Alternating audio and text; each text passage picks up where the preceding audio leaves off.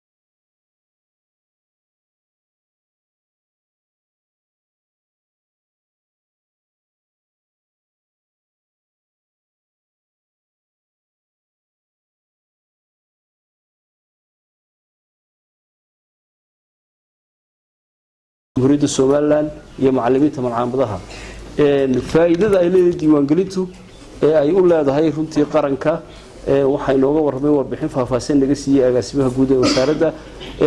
anaguna waxaan ku sii dhaadadaynaa in ay maaragtay noqoto wada shaqayntaasu mid marba marka ka sii dambaysa ka sii wanaagsanaata.